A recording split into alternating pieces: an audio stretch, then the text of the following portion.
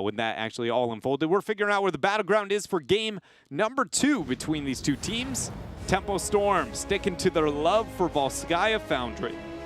I will say this, we haven't seen any Tracer today. We've seen hits and misses with Tracer. If we're going to look at Tracer, I would say this is going to be the battleground. I think it's a little bit comp dependent, depending on what your enemy is going, but this is one of the more forgiving maps if you want to go early. Tracer has a lot of room to work, a lot of room to skirmish. You can double up with the Tassadar on this battleground and feel equally as strong. So I am curious if we're going to get the Tassadar from one of these teams. Jaina, obviously still high priority, but the hero you mentioned earlier, Junkrat. Junkrat has a very high priority, a lot of poke, a lot of sustain, a lot of displacement on this in a targeted area. So the priority on hero is going to be really interesting on this compared to Tomb. Yeah, it is going to very much be. And one of the coolest things I think from looking at North America right now as it stands is every team has their own little individual flavor that not everybody necessarily agrees on. I think from almost the top down, even Heroes Hearth Esports has their own unique, like what they consider to be slightly better, slightly worse. And then that changes even when it comes to the maps themselves.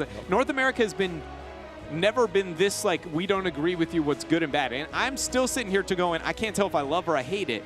But it definitely makes the drafting a lot more interesting. It does. I think a lot of it just, again, once you get the Medivh Maiev kind of out of the way a little bit, obviously things change. Maiev, another hero to consider. Again, with Gale Force having first pick this time, they opted for first pick. They gave away that map pick over to Tempo Storm. Tempo Storm has a much better record when they are in the second pick slot, so they are more than okay with this. But does Maiev get banned out? Does Medivh come through? I'm really curious what Gale Force's mindset's going to be, or do they target the off-lane again?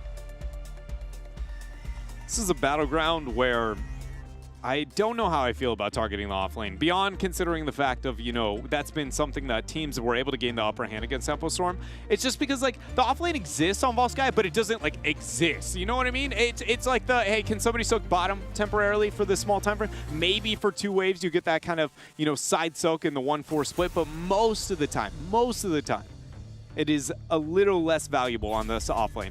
That in mind, though, Gale Force doesn't care. Still sticking with the Dahaka, man. And I wonder if Tempo will go Blaze in their first 2 picks. If not, the hero that you mentioned in game number 1, I think even raises in priority on this battleground is a Thrall. We've seen a lot more Thrall as of late, and this is one of the battlegrounds I think he does well on. A lot of skirmishing potential, a lot of poke potential with that Chain Lightning, but he also has the ability to really enable a lot of team fights. So we'll see. Dahaka again banned out here. Tempo Storm. Is it the Garrosh? Is it the Maiev? So far, Maiev, Medivh, one of them's getting let through. And really, in the hands of Psalm, I want neither of them. Not so much if I'm a Gale Force Esports player. That's from that perspective, because watching him on the Maiev as a commentator and fan, it's always a great time. Medivh is being hovered here for Tempo Storm, questioning if they want to commit. They will end up indulging here with the Medivh. And so now that we see the Medivh, it gives it over to Gale Force, the Maiev. But again, I brought this up at the beginning. If they do end up, or the Garrosh, that's a good point. If they do end up going with the Maiev over the Garrosh, personally don't feel like it packs the punch. I would rather see the Garrosh, because I don't know how any other way to say it other than personally does not feel like Mike Udall's impact on Maiev is first pick worthy. Unless they either up that, and I don't even think that's so much him as much as it is the team working with the Maiev, and they opt in the same direction. They're going to go with that Garrosh, but you have to deal with Psalm now. So Maiev seems likely. Do you need the Blaze here? Do you feel you need the Blaze, or can you go back down the Mouthhill route? I did question coming into this if we would see Tempo Storm with this on the line. Win and you're in. That's all you got to do. Will we see them go back down the melee assassin route that we knew in the early part of the year before the Clash? They've distanced themselves quite a bit from that. But on the side of Gale Force, one thing that I feel will happen is a Junkrat before that second ban. It seems way too likely. He can stay very far back outside of Maev's reach, gives you a lot of poke, and gives you a lot to play around, because you said, if Michael Udall's not on Maiev, what's it going to be? You can still leave Jaina if Jaina's still high priority in your arsenal. Biggie can play that. So I think there's definitely a lot of things for Gale Force that you can still make happen against a Maiev. Tempo, though, they're taking their sweet time here in a 1-2 over what is a not so surprising first pick. I can't help but feel like this is partly, do we commit to the Stukov within this rotation, or do we not? They end up not going with the Stukov, going with the high Hanzo here from Tempo Storm. Second game in a row, we've gotten them a Hanzo before the secondary ban phase, which I don't disagree with. I'm just saying that we've seen Hanzo, he sat at the top of the meta, then he disappeared minus insert 2 to 3 teams. Now suddenly a small spike back with the Hanzo priority. I feel like Hanzo, to me, has such flexibility in his talents, right? And this is one where you're a single point objective. You know Garrosh is going to be lurking on the front line, has no mobility, and as Hanzo, you can chase him down. Redemption at 1, even if you want to go scatter arrow build. But this is the one where the Redemption at 1 and the sharpened arrowheads at level 7 for the armor reduction pair so well against the Garrosh and so well on a chosen battleground. And you can go explosive arrow at 4. We'll see if we get that. Now Gale Force is the Junkrat part of the equation. I hope so. I talked about it, but I'm afraid to talk about it on the side of Gale Force just because I'm not kidding. That was every game for them, and then it just not even touched. And they haven't touched it since that week. They have let it go through every time here, Jay Howe. I have no idea what happened in that kind of thought process on the side of Gale Force. And I'm not even saying that like it has to happen here or there's no chance, but it's like the 1 week that you outperform and everybody goes, Gale Force Esports, you're making a name for yourself here in North America. The hero that it seemed like was the breaking point was the Junkrat. And the next week they were like, Junkrat who, mate? Like, I don't know who this guy is. I still remember that Towers game where Fury's on the Garrosh and Michael Udall somehow in a game full of action at 0 deaths and was just blasting people. I think he had like 5 or 6 kills that game. That was kind of the statement game of the Junkrat. And as you said, I think it's a bit surprising to both of us. It's not there, but we find ourselves in the second ban, Tempo Storm. You know there's going to be a support, and you know you got to have the offlaner. Blaze, obviously you might want for yourself, but again, Thrall is such a prominent counter that we might see against the Blaze if Tempo Storm goes that route, that I wonder if Tempo might just try and do something altogether different. Ban out the Malfurion. Do we see the Gale Force matching of the bans onto the support? This is not something we see many teams commit to, but we also haven't seen many teams let both of the higher priorities let through at this point in time. And also the Maiev Medivh trade-off has been less, you know, kind of stalemated, as we have seen out of a lot of the series here in North America. And honestly, I'm very thankful of it. I feel like we've had way too rigid of drafts for what feels like more of just kind of conforming than it is creative or thinking the draft through. Gale Force Esports, what do they want to ban out, though? Another major priority would be those front lines, or, again, more focused in the off lane if you're, for some reason, concerned with something Glowing would be on. I'm just trying to think of, if I'm looking at cattle on Johanna, I'm okay with that. If I'm looking at cattle on Varian, I'm okay with that. But Tyrael, I would much rather have a Tyrael ban at this point to deny that. I mean, it gives you the mobility against the Garrosh. I've been wondering where Tyrael's been against some of these Garrosh picks as of late. Tyrael had such high priority. I was doing the numbers on that. North America, generally we're like not a Tyrael region, but North America has played a lot of Tyrael since the changes early this year. They also boast the highest win rate of all 3 major regions that we have on Tyrael, the only one sitting above 50% coming into this weekend. They've played it well, and in particular, Tempo Storm has played it well, so I wonder if we'll get it again. I would like it. I mean, we've talked about Tyrael time and time again. You know, at the very beginning with how prominent he was, I was like, oh, I'm so excited. He's died off quite heavily. Always into the Garrosh, I will always look at my #1 responses. I want a Tyrael. From beginning to end, it's just, does the rest of the comp cater to it? Maiev does cater enough to it. I will say, actually, for me, one of the most profound things in this draft is honestly that Stukov ban. We have not seen an agreeant second ban phase go, okay, well, if you're going to take one of them away, we will too then. And make this, both of us play on the back foot of supports. If that happens, it's always up in the top half of the draft. And I personally feel like it works out really well. The Alex is now going to be taken purely based on that exact same thought process, but one of the burst supports, Rhaegar or Uther, is still an option for Gale Force if they would like. I think the Rhaegar definitely has been more prominent for Akaface as of late. Yeah, at level 4. You know, we've seen him go different builds and mana reduction. When you talk about sustaining these, the mana reduction at 4, potentially going the healing totem. Again, he has the shortest cooldown healing totem that we have of heroes with similar abilities because he's technically a shaman. He gets a 30-second one, but we have seen kind of a change in that. Still need that support. Obviously, Malfurion and Stukov both banned out. If you're not going Alex Strasza, Uther doesn't seem likely, unless you're going to Lucio. Did you know Rhaegar used to get that at level 1? Feels bad. Most people don't realize that. Because his is different, and you look at it and be like, why is it different? Is that 4 the same as everybody else's? And it's like, but it used to be way different. He used to be the only one. He got it at level 1, and it did percentage max healing. It was insane. Hold up, though. Thrall comes online for Gale Force on the off lane, and there's the Rhaegar we were talking about. Yeah, the Thrall definitely has risen in priority a lot for B-Kid. It's done a lot. We've seen it into Blaze. Heroes Hearth kind of opened up this book of like, look, if you're going to go Blaze, we're going to bring in some thunder in the form of Thrall. It's all over solo queue, dude. All over. Thrall is everywhere. The thing is, like, people have been sleeping on him for forever. it's like, well, I mean, this guy's, ever since he kind of got that minor rework for the talents at level 1 and then all the change-ups, I feel like he's been there. All of a sudden, people woke up. HGC is awoken. I mean, obviously, we're not in double support meta either, so that obviously helps quite a bit. But either way, we still need somebody on the front line. Johanna, I'm not a big fan of. I feel like that's popular for them, something to go into. Tyrael, though, I will say this is one of the few games I don't mind the Johanna as much. If you look at every single hero on that comp, works well with Johanna. Not great, some great, but none of them are awkward, right? None have a different kind of mentality that the Johanna would have versus, you know, the Tyrael. That in mind, Tyrael is Tyrael. He is one of the best, if not, in my mind, the best warrior. Just purely based off the sanctification. They go with the more forgiving one. This is a case, especially into the Phoenix, I don't know. I actually, if I was drafting him in this game, I might say I like the Johanna more than Tyrael. And that's a bold statement. It's tough. Only because everybody's so slow. Into the Phoenix, you got the slow from Jaina, you've got the garage toss. Yes, it's there. Playmaking, you got my Evan Blaze to follow up in any condemn. You can follow up on that. We'll see. We'll see. Johanna, pretty unsuccessful on this battleground. I still think she's sitting at 1 win on this battleground, more than 10 losses.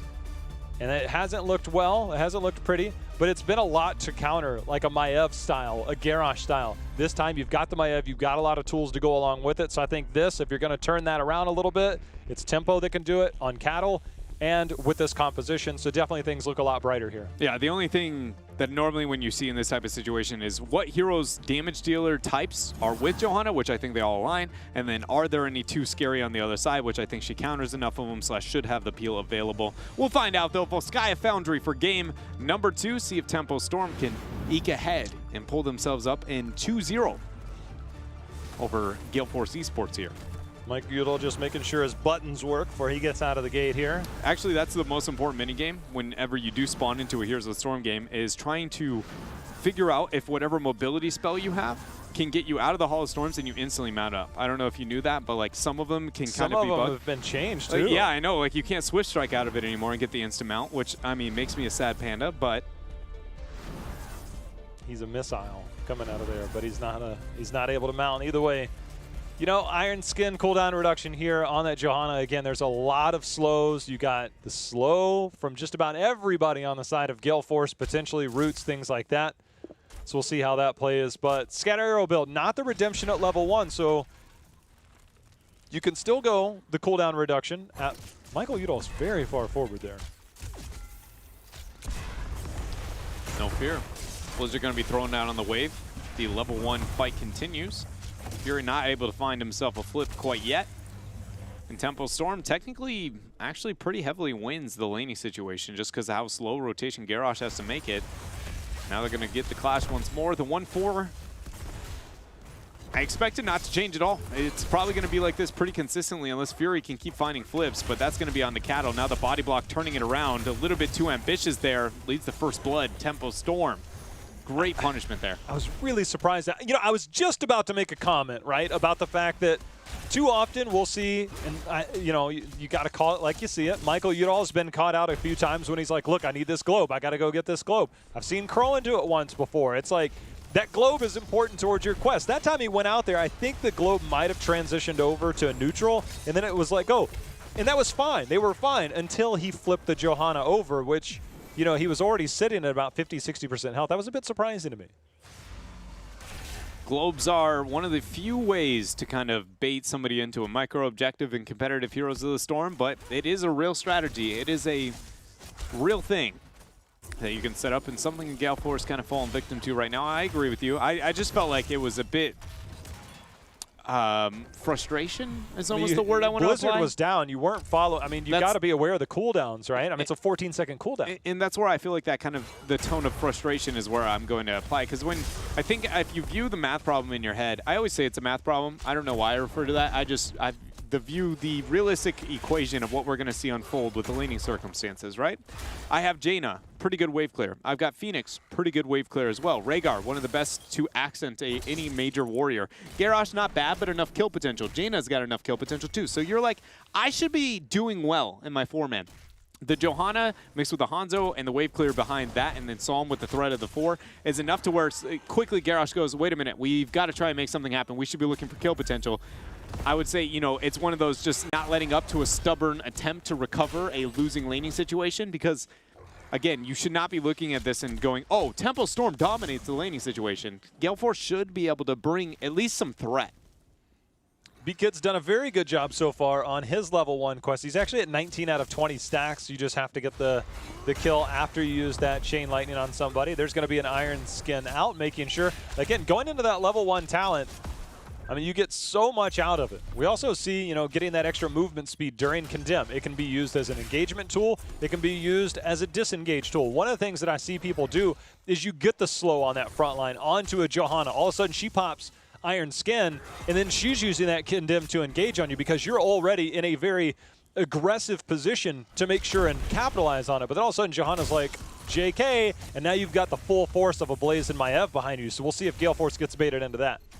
38% and counting here for Tempo Storm. Garrosh went up for another attempt at a combo. Fan not able to hit that scattering arrow that he's stacking there at 1.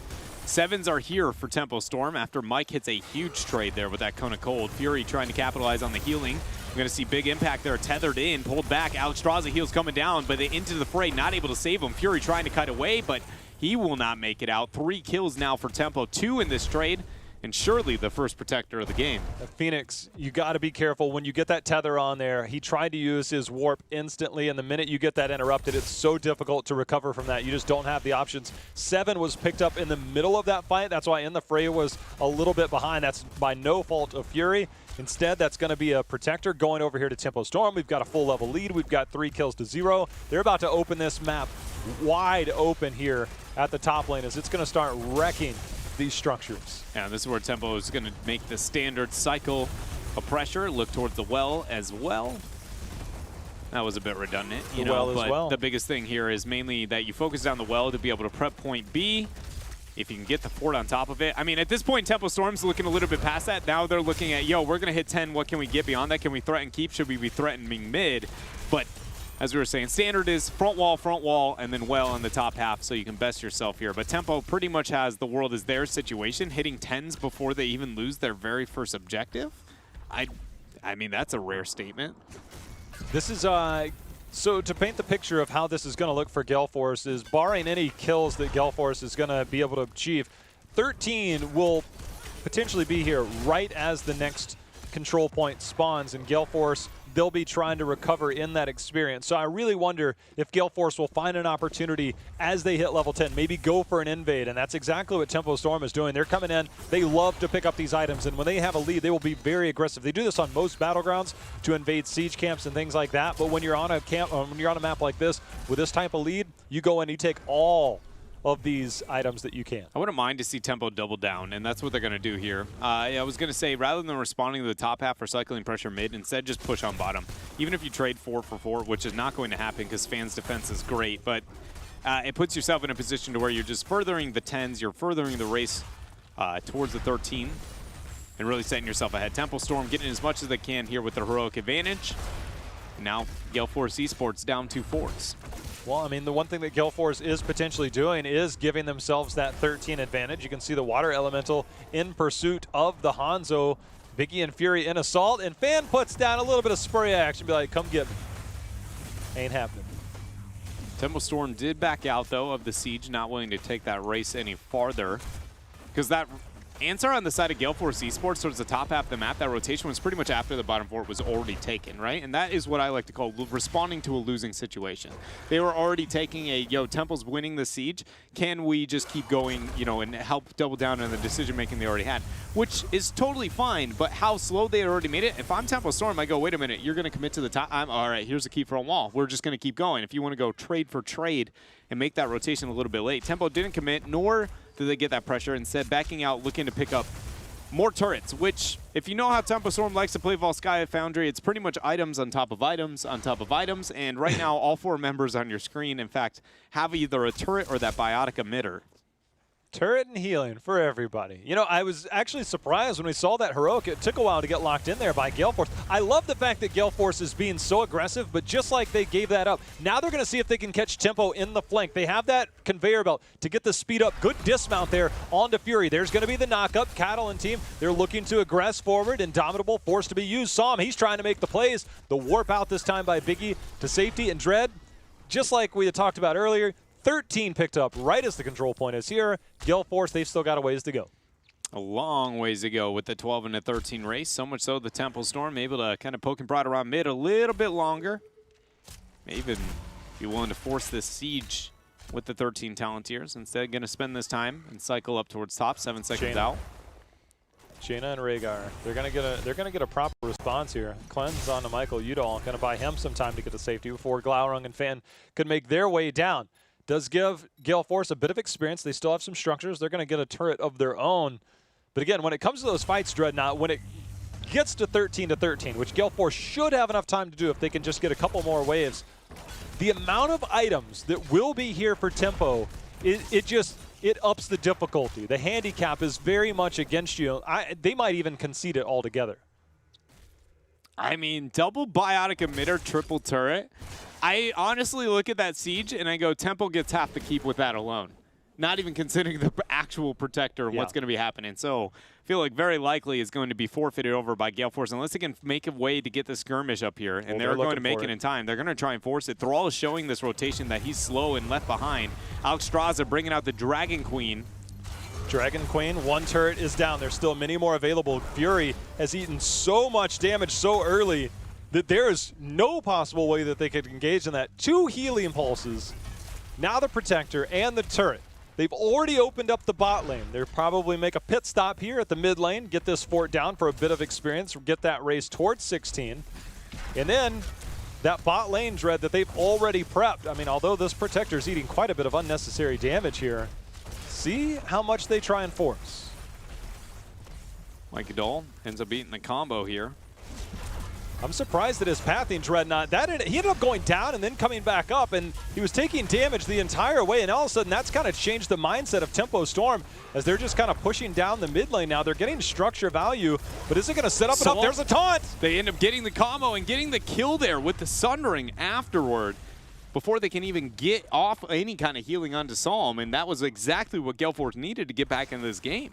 I feel like Tempo might have misplayed that a little bit. The save on the Michael Udall helped quite a bit, but Tempo, you know, they got a decent amount of experience, but giving up that kill and giving up the pressure now neutralizes quite a bit. Absolutely. I mean, the initiation on the Mike Udall and being able to force out the Rhaegar Ancestral, you look at that as Tempo Storm and you go, all right, slow siege, don't risk anything. We've got this on our side. Even when we get out of this, the 16 advantage is into our favor, and they have no Ancestral healing. No way they can defend that. But then getting all in there onto the Maiev and losing that, I mean, it is a massive devastation. And again, it's Fury on the front line, able to make that type of play to threaten Tempo Storm. He's going to threaten Cattle this time with the flip over, forcing out the Blessed Shield. Glaurung with a big flank there after they already get the kill on the Caterpillar. Psalm going to come in. Maiev getting that lockdown with the 3-man's Warden Cage. Fan of Knives spam as he locks down 3. Ends up getting the first 3 kills. Jet Propulsion not going to connect there. Mikey Doll, can he make it to the conveyor? Psalm says, nah, 4 for nothing. Tempo Storm.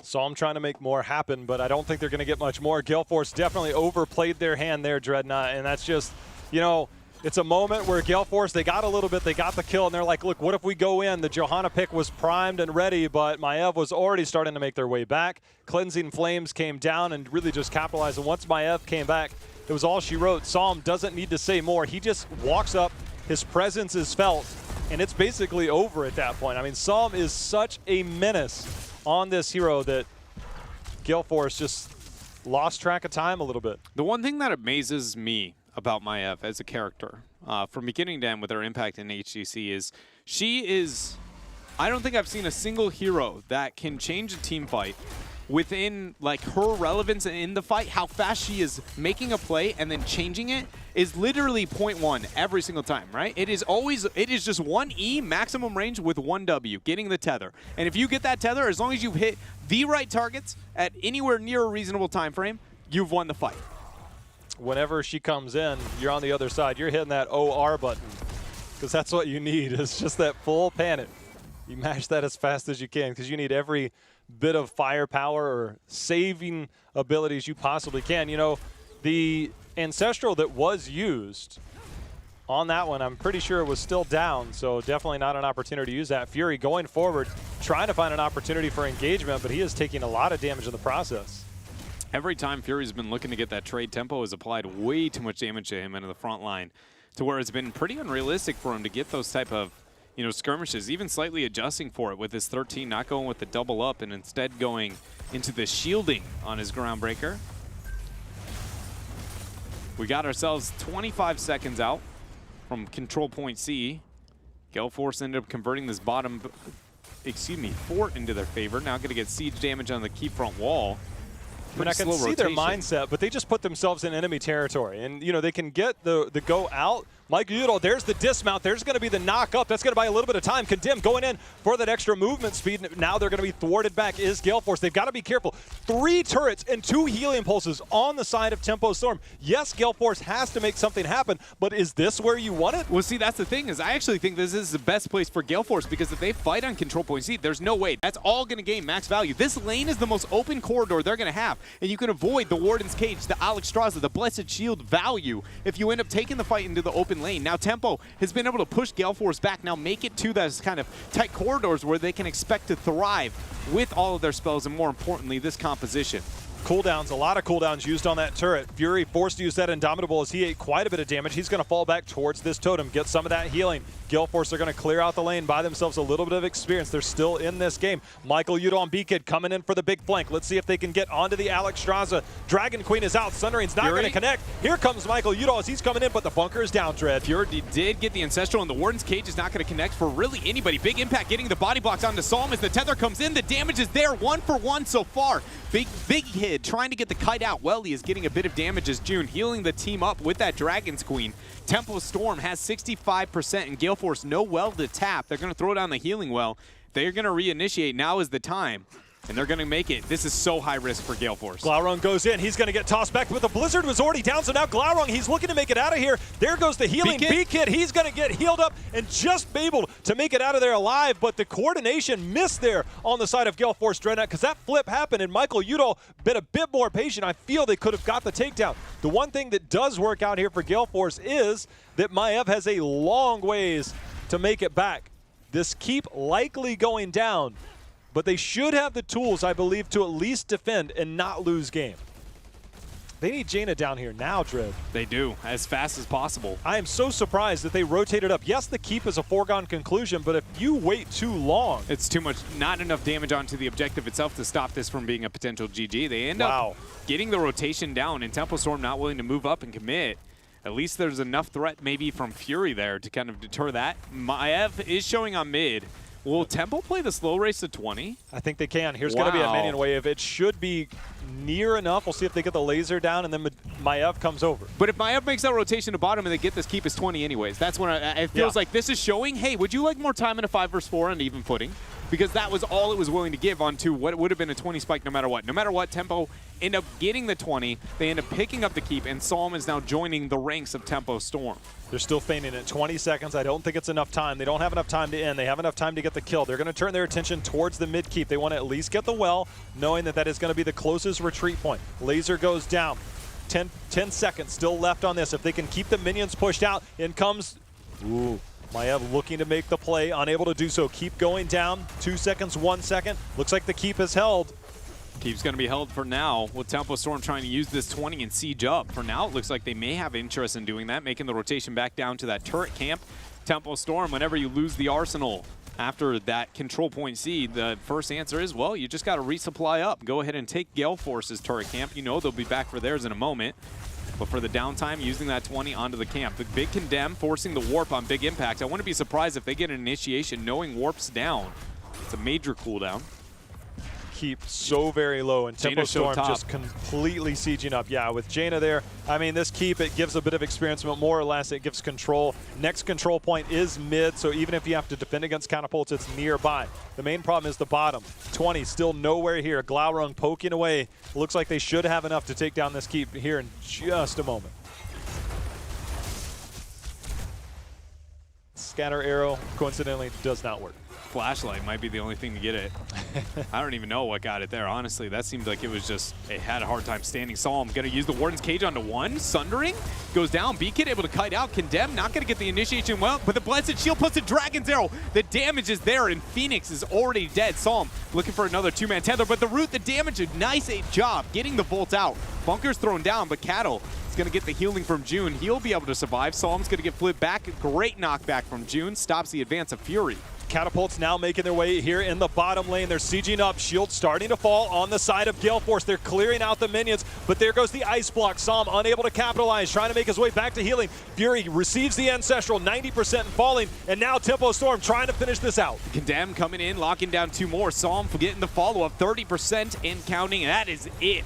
No way that Gale Force Esports can hold off this. Tempo Storm, dominant game number one, carrying over here to game number two.